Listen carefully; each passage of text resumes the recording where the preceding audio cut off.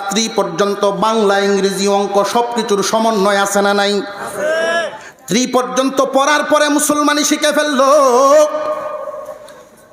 স্বামী স্ত্রী দুইজন আলোচনা করবেন এখন কি করালো, স্ত্রী পর্যন্ত পড়লো, আমাদের দায়িত্ব শেষ।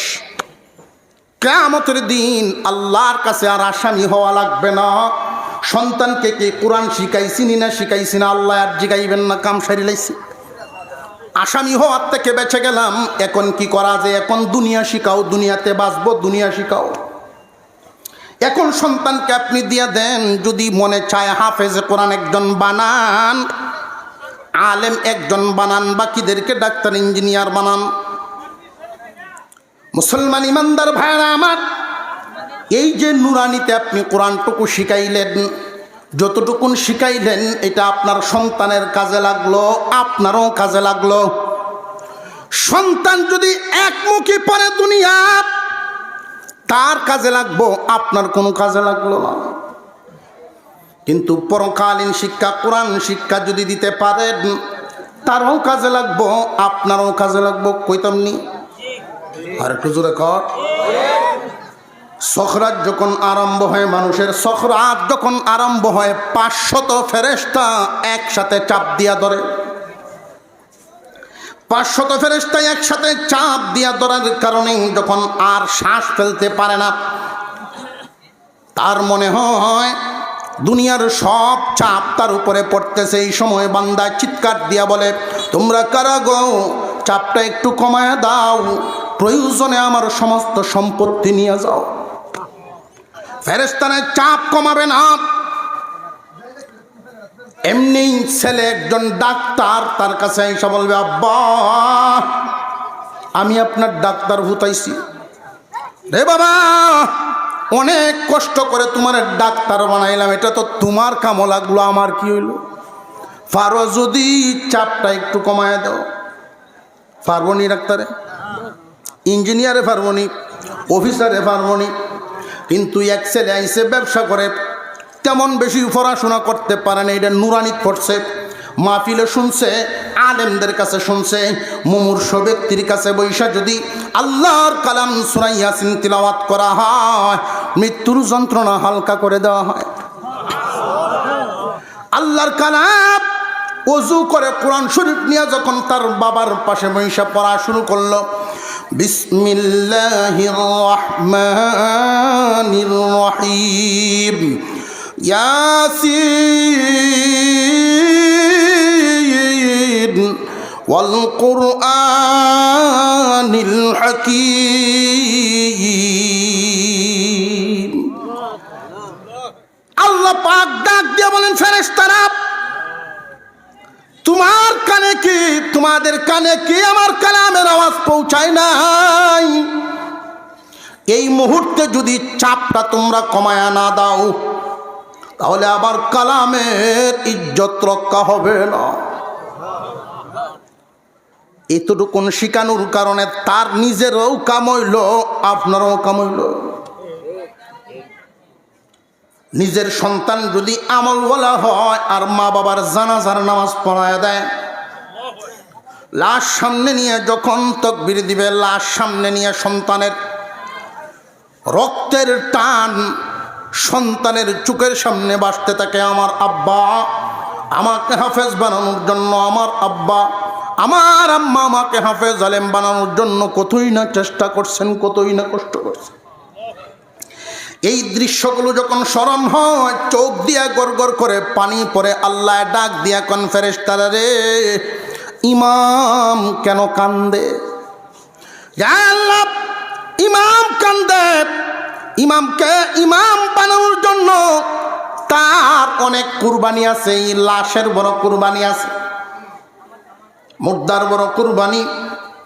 তার অনেক ত্যাগের বিনিময়ে মাদ্রাসা ফলায়া যাইতো, খুঁজিয়া খাজিয়াই না বুঝায়া বাজায়া দেয়া যাইতো, গাঠটি নিজের মাথাত করিয়া লইয়াইতো, ফুতের আঙ্গুলো ধরে ধরে লইয়াইতো। এইগুলো যখন মনে হয়, ইমামের চোখ দিয়ে গড় গড় করে পানি আসে। আল্লাহ রাব্বুল আলামিন বলেন, হাফেজ আলেম বানানোর জন্য, কোরআন শিখানোর জন্য যার অবদান আছে, ফেরেশতারা সাক্ষী থাকো, 80 বছরের গুনাহ আমি মাফ করে দিলাম। লাভ হইল না হইল না? মরণের সময় লাভ, কবরে যাওয়ার সময় লাভ। এবার আসেন হাসরের মাঠের চিত্রটা একটু দেখি। এই হাসরের মাঠের চিত্রটার আলোচনা করে শেষ পর্যায়ে পৌঁছে যাব। কিয়ামতের কঠিন ময়দানে আল্লাহ পাক রব্বুল আলামিন ডাক দিবেন, রে লৌহে মাহফুজ, আমার কালাম কই, আমার কালাম কই? আল্লাহর কালাম কুরআনুল কারীম, আল্লাহর কালামের আসল বাড়ি তো লৌহে মাহফুজে সংরক্ষিত ছিল। আল্লাহ পাক ডাক দিবেন, আমার কালাম কই? লৌহে মাহফুজ জবাব দিবে যে আপনার কালাম জিবরাইল আমিন আমার কাছ থেকে নিয়ে গেছেন। সুবহানাল্লাহ কোন? জবান খুলে আওয়াজ দিয়া বলেন আল্লাহু আকবার। জিবরাইল আমিন আমার কাছ থেকে নিয়ে গেছেন। আল্লাহ পাক রব্বুল আলামিন বলবেন, জিবরাইল আমার কালাম আনছো, হেফাজত করছনি, হেফাজত করছনি। আয় আল্লাহ, আপনার কালাম আমি হেফাজতের সাথে আনছি। এই হেফাজতের সাথে আপনার হাবিবের কাছে পৌঁছায় দিয়েছি। আপনার হাবিবের কাছে আপনার কালাম পৌঁছায় দিয়ে আসছি। শয়তান, জিন, জিন্নাত কোনো একটা আয়াত আমার কাছ থেকে নিতে দেই নাই, আমি হেফাজত করছি। আল্লাহ পাক রব্বুল আলামিন জিজ্ঞাসা করবেন, দোস্ত আমার কালাম কই? আপনার কাছে নাকি জিবরাইল দিয়া গেল। আমার কালামের হেফাজত আপনি কি পরিমাণ করছেন? আপনার আমার পয়গম্বর কিয়ামতের দিন, ওই দিন আল্লাহর সামনে জবাব দিবেন, আল্লাহ আপনার কালামের হেফাজতের জন্য তায়েফের ময়দানে রক্ত জড়াইছি। আপনার এই কালামের হেফাজতের জন্য দান দান শহীদ করে দিছি। আপনার কালামের হেফাজতের জন্য আমার কষ্টে করে সাহাবীরা শহীদ হয়ে গেছে।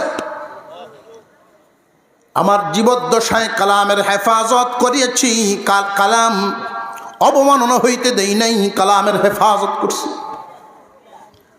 এখন আমার কালাম কই? যে এখন আপনার কালাম কুরআনুল কারীম আমার উম্মতের জিম্মাদারিতে দিয়েছি। বিশ্বনবীর উম্মত হইবেন, কালামের হেফাজতের জিম্মাদারি নিবেন না, এটা হয় না। আল্লাহর কালামের হেফাজতের জিম্মাদারি নিবেন না, এটা হয় না, এটা হয় না। একদল মানুষ কোরআন পড়বে, আর এক দলে কোরআন পড়াইবে। মাঝখানে আর একটা দল আছে শরীক থাকার মতো কোরআন পড়ানোর ব্যবস্থা করে দিবে।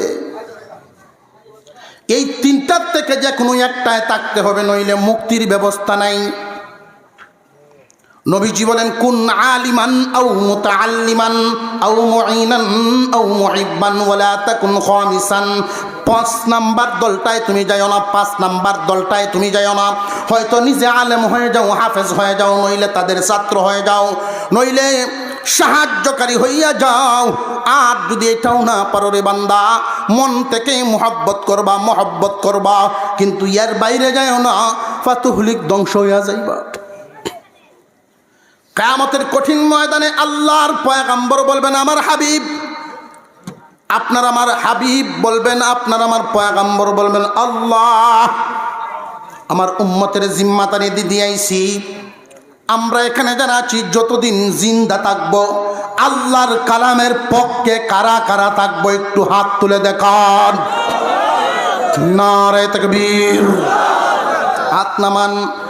এই কুরআনুল কারীমের অবমাননা কেউ সহ্য করবে? কোনো ইমানদার সহ্য করতে পারে না। আল্লাহর কালামের অবমাননা ইমানদার পয়গম্বরের উম্মত, বিশ্বনবীর উম্মত কখনো সহ্য করতে? এই কালামের জিম্মাদারি বিশ্বনবী আমাদেরকে দিয়েছেন। আল্লাহর কালাম তো আল্লাহ নিজেই জিম্মাদারি নিছেন, কিন্তু আপনার আমার নবী বলেন, আমার উম্মত তোমরা এই কালামের জিম্মাদারি করবা। কেন জানোনি? মহান আল্লাহ তোমাদের মর্যাদা বাড়ায়া দিব। আমার মায়ার উম্মতেরা রে, কালাম থেকে তোমরা দূরে যাও না। কুরআনুল কারীম আল্লাহর কালাম, কোরআন হলো নূর, এই লাইটের কাছে থাকবা। আল্লাহ পাক রব্বুল আলামিন বলবেন, দোস্ত আপনার উম্মতেরা কি আমার কালামের হেফাজত করতে পারছে? আপনার উম্মতেরা কি আমার কালামের হেফাজত করতে পারছেনি? আপনার আমার পয়গম্বর বলবেন, আল্লাহ আমার উম্মতে কি পারছে কিনা পারছে না আমার উম্মত রে জিগায়েন না। সুবহানাল্লাহ কোন, আল্লাহু আকবার কোন। আমার উম্মতকে জিগায়েন না, আমার উম্মতকে জিগায়েন না। প্রভু গো আপনার কালামকে জিগান, আপনার কালামরে জিজ্ঞাসা করেন আমার উম্মত আপনার কালামের হেফাজত করছেন না করছে না। আল্লাহ পাক ওই দিন ডাক দিবেন, আমার কালাম হাফেজ কোরআনগণের সিনার ভিতর থেকে বাহির হয়ে আল্লাহর সামনে হাজির হয়ে যাবে, আল্লাহর সাথে কথা বলতে থাকবে। হাদিসের মধ্যে আসছে কুরআন আল্লাহর সাথে কথা বলবে যেইভাবে উকিল জজের সাথে কথা বলে। আর জোরে কোন সুবহানাল্লাহ। উকিল যেমনে জজের সাথে কথা বলে, আল্লাহর কালাম আল্লাহর সাথে কথা বলবে। আল্লাহ জিজ্ঞাসা করবেন, আমার হাবিবের উম্মতেরা কি তোমার হেফাজত করছে? জি আমার হেফাজত করেছে। কেমনে করছে? প্রভু একদল মানুষ আমাকে হেফাজত করছে মুখস্থ করার মাধ্যমে। দুনিয়ার কোন তুফান যেন একটা হরফ চিনায় নিতে না পারে, দুনিয়ার কোন শত্রু যেন আমার ক্ষতি করতে না পারে। পুরো 30 পারা কোরআন সিনার ভিতরে বসায় ফেলছে। আল্লাহ পাক রব্বুল আলামিনের কালাম যখন বলবে একদল মানুষ আমার হেফাজত করেছে মুখস্থ করার মাধ্যমে, আল্লাহ বলবেন এত কঠিন কাজ কেমনে করলো? আয় আল্লাহ, সকাল ভোর বেলায় যে সমস্ত শিশুরা 7 বছরের বাচ্চারা মাসুম সন্তানেরা যারা নাকি মার বিছানায় মার সাথে ঘুমাইবার কথা, ওই কালামের হেফাজতের জন্য মা তার কলিজার টুকরা সন্তানকে মাদ্রাসায় দিয়ে দিছে। প্রচণ্ড ঠান্ডা গেল, ওই শীতের মধ্যে মা বাবা লেপ তুষক নিয়ে বাড়িতে ঘুমায়। সন্তানের কথা যখন স্মরণ হয় চোখ দিয়ে পানি পড়ে। কোরআন মুখস্থ করার জন্য মাদ্রাসায় দিছি, বাচ্চাটারে ফ্লোরে বসে বসে পড়ে। মন রে আবার বুঝ দেয় দুনিয়া কামানোর জন্য দেই নাই রে, আল্লাহর কালামের হেফাজতের জন্য দিছি, আল্লাহর কালামের হেফাজত করার জন্য দিছি। যাদের সন্তানদেরকে হাফেজ বানানোর নিয়তে দিছেন তারা মনে রাখবেন এই নিয়তটা এইভাবে করবেন, আল্লাহ নিয়ত করছি যদি কোনো সময় তামাম দুনিয়ার কোনো পাতা না থাকে তোমার কালাম লেখার জন্য, তুমি যে আমার সন্তান দিছ এই সন্তানের সিনাটা আমি দিলাম তোমার কালামের হেফাজত করার জন্য। এইভাবে নিয়ত করে দিবেন, সন্তান দিলাম কালাম হেফাজতের জন্য। আল্লাহর কালামই হাসরের দিন বলতে থাকবে, আল্লাহ মা বাবা তার সন্তানকে দিয়ে দিছে মুখস্থ করার জন্য। আল্লাহ পাক ওই দিন খুশি হইয়া বলবেন, ফেরেশতারা রে সারা হাসরের মাঠ কুজাকুজি করো, হাফেজ আলেমদের মা বাবা কই আছে সব আইনা দলা করো, এক সাইড করো। আরো জোরে কোন সুবহানাল্লাহ। হাফেজ আলেমের মা বাপগণকে এক সাইড করো, সবার মাথায় নূরের টুপি পরাইয়া দাও। এমন তুমি পরাইবা চাঁদ সূর্যের চাইতেও যেন সুন্দর আলো হয়। দুনিয়ার জমিনের সামান্য একটু মর্যাদার জন্য কত চেষ্টা। কিয়ামতের দিন নূরের টুপি পাইবেন সন্তান হাফেজ আলেম হওয়ার কারণে।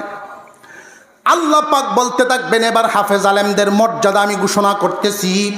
কি ঘোষণা করবেন? হাসরের মাঠে নবীজি দুনিয়াতে বইলা গেছেন, কোন সুবহানাল্লাহ। একজন কোরআনের হাফেজ, قال النبي صلى الله عليه وسلم من قرأ القرآن فاستظهره فأحل حلاله وحرم حرامه أدخله الله الجنة وشفعه في 10 من أهل بيته কুল্লুহুম ক্বাদ ওয়াজাবাত লাহুন নার। আল্লাহর নবী বলেন, যেই ব্যক্তি কোরআন মুখস্থ করবে, হালালকে হালাল জেনে হারামকে হারাম জেনে দুনিয়াতে চলবে, আল্লাহর কালাম দিলের ভিতরে হেফাজত করার বরকতে আল্লাহ পাক কিয়ামতের দিন তার মর্যাদাটা এমন বাড়ানো দিবেন, আল্লাহ বলবেন, হাফেজে কোরআন গো, তুমি আমার কালামের হেফাজতকারী ছিলা, আজকে মর্যাদা বাড়াইলাম, তোমার দাম এমন বাড়াইয়া দিলাম, তোমার পরিবারের 10 জন মানুষের পক্ষে সুপারিশ আমি শুনবো। যে সমস্ত মানুষদের ব্যাপারে, যে সমস্ত মানুষদের বিরুদ্ধে রায় হয়ে গেছে, সাজা রায় হয়ে গেছে, কথা বুঝে আসছে? ওয়াজাবাত লাহুন নার, জাহান্নাম যাদের জন্য ওয়াজিব হয়ে গেছে। কেউ 1 কোটি বছর জ্বলবো, কেউ 2 কোটি বছর জ্বলবো, কেউ 5 কোটি বছর জ্বলবো, এরকম রায় হয়ে গেছে। আল্লাহর দরবারে হাফেজে কোরআন দাঁড়ায়া বলবে, আল্লাহ আমার চাচারে লইয়া যায়, মাফ করে দাও। আল্লাহ রব্বুল আলামিন হাফেজে কোরআনের সুপারিশে তার চাচারে মাফ করে দিবে। আল্লাহ আমার দাদারে লইয়া যায়, মাফ করে দাও। এরকম 10 জন মানুষের পক্ষে হাফেজে কোরআনের সুপারিশ মঞ্জুর। একজন আলেমের ব্যাপারে কি পরিমাণ সংখ্যা উল্লেখ করা হয় নাই। আলেমের মর্যাদা যত বাড়বে তার পক্ষে সুপারিশ তত বেশি হবে। নবীজি বলেন, 3 দল মানুষ, নবীগণ, আলেমগণ, শহীদগণ হাসরের মাঠে দলে দলে মানুষের সুপারিশ করতে থাকবে, মানুষকে সুপারিশ করতে থাকবে। এমনকি কোনো একজন আলেম যদি কাউকে চিনে, দুনিয়াতে সামান্য মহব্বত থাকার কারণেও এই উসিলায় সুপারিশ করবে, তারও আল্লাহ মাফ করে দিবে। আরো জোরে কোন সুবহানাল্লাহ। মুসলিম শরীফের মধ্যে একটা ঘটনা, একজন গিয়া কিয়ামতের দিন বলবে, আল্লাহ, ফেরেশতারা বলবে, এদের আমল নামায় নাই কিছু, সব সমান সমান জাহান্নামে নেওয়া লাগবো। আল্লাহ বলবে, না, আলেমদের জামাতের সামনে দিল যা, যদি কোনো এই ভাই কি দরার লাগে, আলেমদের জামাতের সামনে দিল যাও, যদি রে চিন্নালায় কেউ আর সুপারিশ করে ফেলে, মাফ করে দিব। এমনি একজন আলেমের সাথে দেখা, হুজুর আমারে চিনচন্নি, আমারে আপনি চিনচন্নি হুজুর, আপনি যে দরাবন্নি এলাকার যে আপনি আসছিলেন, আর 1 বদনা পানি দিছিলাম উজু করবার লাগে না, আমি অমুক।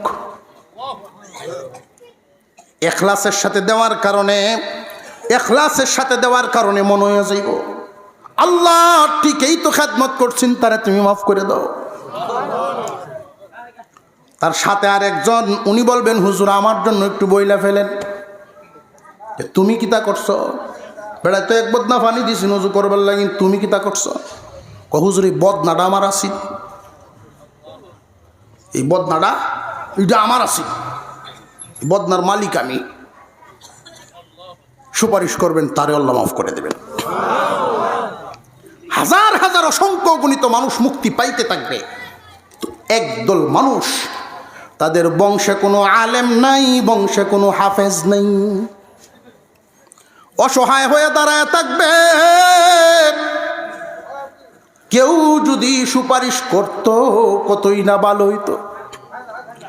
এই দলটার জন্য, এই মানুষগুলোর জন্য স্বয়ং আল্লাহর কালাম আল্লাহর সামনে দাঁড়ায়া যাইব। আল্লাহ এদেরকে মাফ করো, আমি কালাম সুপারিশ করতেছি, এদেরকে মাফ করে দাও। যে এরা কারা, এদের জন্য যে সুপারিশ করতেছো, এরা কারা? যারা ওরা হইল তারা এক দলে কোরআন পড়ছে, আর এক দলে পড়াইছে, আর এক দল পড়ানোর ব্যবস্থা করনেওয়ালারা। যারা কোরআন পড়ানোর ব্যবস্থা করছে, আমি আল্লাহর দরবারে আমি কালাম সুপারিশ করতেছি, এদেরকে মাফ করে দাও। প্রথমেই শুরু করছিলাম একটা কথা দিয়া, মনে আসেনি? এই মাদ্রাসার যেই জামাতটার হাতের করা, একদল মানুষে তো করছেন মাদ্রাসাটা। কত বড় দিলওয়ালা মানুষ, কত বড় কুরবানিওয়ালা মানুষ। তখন একটা মাদ্রাসা করা এত সহজ ছিল না। একটা মাদ্রাসাকে আপনাদের এই অত্র অঞ্চলের মানুষ, আপনাদের এলাকার মানুষ কতদিন যাবত এই প্রতিষ্ঠান লালন পালন করতেছেন। কিয়ামতের দিন আল্লাহর কালাম আল্লাহর কাছে বলবে, আল্লাহ বাবার রেখে দেওয়া সম্পদ বাড়ি বানাই নাই, বাগান বানাই নাই, কোরআনের ঘর বানাইবার জন্য জায়গা দিলাইছে। নিজের কষ্টে উপার্জিত টাকা দিয়ে ঘর বানাইছে, ফ্লোর বানায় দিছে, আল্লাহর কালাম পড়ার ব্যবস্থা করিয়া দিছে। এই কালাম যেন মুখস্থ করতে পারে এদের খানা পিনার ব্যবস্থা করে দিত। আল্লাহর কালাম সুপারিশ করতে থাকবে, এদেরকে মাফ করো। আল্লাহ বলবেন শোনো, এদের আমল নামায় অনেক বড় বড় গুনাহ, অনেক বড় বড় গুনাহ। আল্লাহর কালাম বলবে গুনাহ বিদায় তো আমি কালাম তোমার কাছে সুপারিশ করি। যদি গুনাহ না থাকতো সুপারিশ লাগতো না। আল্লাহ এদেরকে মাফ করিয়া দাও, আমাকে মহব্বত করার কারণে, আলেমদেরকে মহব্বত করার কারণে এরা মাফ করে দাও। আল্লাহ বলবেন কেমনে মাফ করি? অনেক বড় বড় গুনাহ। এক পর্যায়ে আল্লাহর কালাম বলবেন আল্লাহ যদি গো মাফ না করো, আমি যে তোমার কালাম এটাও স্বীকার করো, আমি যে তোমার কালাম এটাও স্বীকার করে ফেলাম। আল্লাহ বলবেন এটা তো হবে না। আল্লাহ পাক রব্বুল আলামিন তখনই কালামের সুপারিশ মঞ্জুর করে ঘোষণা দিবেন, যারা কোরআন পড়ানোর ব্যবস্থাপনায় ছিল ওই মানুষগুলোরেও মাফ করে দেওয়া হয়। সারা জিন্দেগি ভর আল্লাহর কালাম যেখানে পড়ানো হয়, কোনো না কোনোভাবে আল্লাহর কালামের সাথে সম্পৃক্ত থাকতে রাজি আছি তো ইনশাল্লাহ। আর হুজুর এখন রাজি আছি ইনশাল্লাহ। আল্লাহ তুমি কবুল মঞ্জুর করে বলুন আমিন। আমি আখিরি মুনাজাত আপনাদেরকে নিয়ে করব। আমি মুসাফির মানুষ, নজরুলের রহমতের সময় মুসাফির অবস্থায়। মুনাজাতের আগে দোয়া কবুলের যে সমস্ত শর্ত সারাইত আছে, এর মধ্যে আমি 30 জন মানুষ দেখতাম 5 মিনিট সময় দোয়া করে ফেলবো, কারণ কাউকে কষ্ট দিতে পারবো না। প্রথমে কোরআনের মহাব্বতে আমি 5টা মিনিট চাই, কেউ লড়বেন না। আল্লাহর কালামের 30 পারা কোরআনের সাথে 30 জন মানুষ মাত্র 1000 টাকা করে মাদ্রাসায় দিবেন। আপনি যখন পারেন ইনশাল্লাহ দিয়া যাবেন, পারলে নগদ, নইলে পরবর্তীতে দিয়া দিবেন। 30 পারা কোরআনের সুপারিশ, এক এক পারা নিয়ত করবো আল্লাহ এই পারাটা যেন আমার জন্য সুপারিশ করে। প্রথম পারার সাথে সম্পর্ক কে করবেন? আপনার নাম কি? মোহাম্মদ রুহুল আমিন, বাড়ি যাও করা। আল্লাহ কবুল মঞ্জুর করো। 1 নাম্বার ব্যক্তি। 2 নাম্বার ব্যক্তিকে আল্লাহ কবুল মঞ্জুর করেন, হাফেজের আব্বা। 2 নাম্বার ব্যক্তি আপনার নাম কি? ইউসুফ আলী মুফাক্কারুল ইসলাম, উনি 10,000 টাকা দিয়েছেন। আল্লাহ যেই নিয়তে দিয়েছেন ওনার দান যেন আল্লাহ কবুল করেন। সাল্লাল্লাহু আলা সাইয়্যিদিনা মাওলানা মুহাম্মদ ওয়া আলা আলিহি ওয়া সাহবিহি ওয়াসাল্লাম।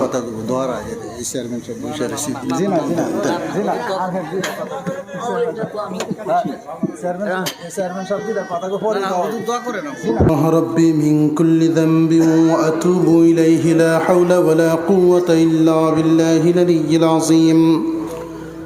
أستغفر الله الذي لا إله إلا هو الحي القيوم وأتوب إليه لا حول ولا قوة إلا بالله العلي العظيم. اللهم صل على سيدنا مولانا محمد وعلى آله وأصحابه وسلم. আলহামদুলিল্লাহ আলহামদুলিল্লাহি রাব্বিল আলামিন ওয়াসসালাতু ওয়াসসালামু আলা রাসূলিহিল কারীম ওয়া আলা আলিহি ওয়া আসহাবিহি আজমাইন। ربنا ظلمنا أنفسنا وإن لم تغفر لنا وترحمنا لنكونن من الخاسرين. ربنا آتنا في الدنيا حسنة وفي الآخرة حسنة وفي الآخرة حسنة وقنا عذاب النار. ربنا لا تزغ قلوبنا بعد إذ هديتنا وهب لنا من لدنك رحمة إنك أنت الوهاب. ইয়া রাব্বাল আলামিন একদল গুনাহগার আয় আল্লাহ কোরআনের এক মাদ্রাসা দস্তারে ফজিলতের অনুষ্ঠান আয় আল্লাহ শেষ পর্যায়ে এসে আমরা একদল গুনাহগার গুনার বোঝা মাথায় নিয়া শয়তানের ধোঁকায় পড়ে কত ভুল করে ফেলছি, কত অন্যায় করে ফেলছি। তুমি তোমার সাত্তার নামক চাদর দিয়ে ঢাইকা রাখছো, স্বামীর গুনাহ পর্যন্ত স্ত্রীরে জানতে দেও না, স্ত্রীর গুনাহ স্বামীরে জানাও না। যেইভাবে গোপন রাখছো দয়া করে মেহেরবানি করে গোপনে তুমি আমরারে মাফ করে দাও। মসজিদের মাইকে এলান শোনা যায়, আত্মাটা কেঁপে ওঠে, জানি না কোন দিন আমাদের কার নামটাই সাজায়। আল্লাহ দুনিয়াতে আসার সিরিয়াল আছে, যাওয়ার কোনো সিরিয়াল নাই। কত জোয়ান জোয়ান মানুষ বিদায় হয়ে যাইতেছে, আত্মীয় স্বজন বন্ধু বান্ধব সংবাদ পায়া শুধু দৌড়ায় আসবে চিরদিনের জন্য বিদায় দিতে। পরিবার পরিজনের মানুষ হাউমাউ করে কানবে, বাচ্চারা আব্বা আব্বা করে চোখের পানি ছাড়বে। এই লাশটা শুধু খাটের উপরে পড়ে থাকবে, পুরাতন একটা চাদর দিয়া ডাইখা রাখবো। এই তো দুনিয়ার খেলা শেষ। আয় আল্লাহ তোমার কাছে দরখাস্ত করি গো, গুনাহগার বানায়া কাফনের কাপড় পরায়ও না। আয় আল্লাহ এই সমস্ত মজলিসে যেইভাবে দয়া করে করে এনে বসায়া দাও, তুমি আমরারে ভালোবাসো, দয়া করো, এই কারণে তো আনছো। আমরার মতো কত মানুষ আসতে পারে নাই। আল্লাহ তোমার দয়ার খাতিরেই তো এখানে আইছি। যেইভাবে দয়া করে আনছো ওইভাবে দয়া করে আমরারে মাফও করে দাও। আয় আল্লাহ তুমি যদি মাফ করে দাও, কেউ নাই তোমারে জিগাই তো কেন মাফ করলা। আল্লাহ আমরা এখানে যারা আছি, আমাদের যার মা নাই বাবা নাই, আমাদের আত্মীয় স্বজন মুর্দেগান, নতুন পুরাতন যত কবরবাসী এলাকাবাসী সহ আল্লাহ সকল মুর্দেগানকে তুমি মাফ করে দাও। আল্লাহ যারা দুনিয়ার জমিনে জিন্দা আছেন, হেদায়েতের হাওয়া দ্বারা এদেরকে পরিবর্তন করো। আল্লাহ এই মাদ্রাসাকে কবুল মঞ্জুর করো, মাদ্রাসার সকল জরুরত পূরণ করে দাও। গাইবি খাজানাত থেকে কার মাধ্যমে কেমনে করবা তুমি জানো আল্লাহ। আল্লাহ তোমার কালামের হেফাজত, তোমার কালামের হেফাজতের কাজ এইখানে করা হয়। একদল মানুষ কোরআন পড়ে আর একদলে পড়ায়, আরেক দল মানুষ পড়ানোর ব্যবস্থা করে। যারা ব্যবস্থা করে জীবনে কোনোদিন নিজের জন্য কারোর কাছে হাত বাড়ায় না, কিন্তু তোমার এই কালামের পড়ানোর ব্যবস্থাটা চালু রাখার জন্য কত মানুষের কাছে জবান খরচ করে, কত মানুষের কাছে হাত বাড়ায়। আল্লাহ উত্তম জাযা, উত্তম বদলা দুনিয়া আখিরাতে দান করে দিও আল্লাহ। আজকের মাহফিল কমপ্লিট করতে গিয়ে এই কাজের মধ্যে দেশ বিদেশ থেকে যারা অর্থ দিয়া, শ্রম দিয়া, উত্তম পরামর্শ দিয়া যে যেইভাবে অংশগ্রহণ করলো সবাইকে কবুল মঞ্জুর করো, দুনিয়া আখিরাতে উত্তম বদলা দান করো। আয় আল্লাহ আমরা এখানে যারা আছি, দানা দানা দান করেছেন, প্রত্যেকের মনের নেক মাকাসদ, প্রত্যেকের মনের ধারণা তো তুমি জানো গো আল্লাহ। আল্লাহ আমরা এমন নাদান, এমন নালায়েক, চাইতামও জানি না আল্লাহ, কিন্তু তুমি তো জানো তোমার বান্দার কোন বান্দার কি দরকার। আল্লাহ তুমি সেইভাবে আমরা দান করে দাও গো আল্লাহ। আল্লাহ আমাদের সন্তানদেরকে তুমি মানুষের মতো মানুষ বানায় দিও। সন্তান যদি মানুষ না হয় এর চাইতে কষ্টের আর কিছুই নাই। আল্লাহ আমাদের সন্তানগুলোরে তুমি মানুষের মতো মানুষ বানায়। আমরা এলোমেলো চলার কারণে আমরা সন্তানদেরকে তুমি কষ্ট দিও না গো আল্লাহ। এই দুনিয়াতে যতদিন বাছায় রাখবা তোমার সন্তুষ্টির সাথে রাখো। দুনিয়া থেকে যেই দিন বিদায় করে দাও কালিমা পড়ায়া পড়ায়া ইমানের সাথে উঠায় নিও আল্লাহ। সুবহান রাব্বিকা রাব্বিল ইজ্জাতি আম্মা ইয়াসিফুন ওয়া সালামুন আলাল মুরসালিন ওয়ালহামদুলিল্লাহি রাব্বিল আলামিন। আমিন বিরহমাতিকা ইয়া আরহামার রাহিমিন। আসসালামু আলাইকুম ওয়া রাহমাতুল্লাহ।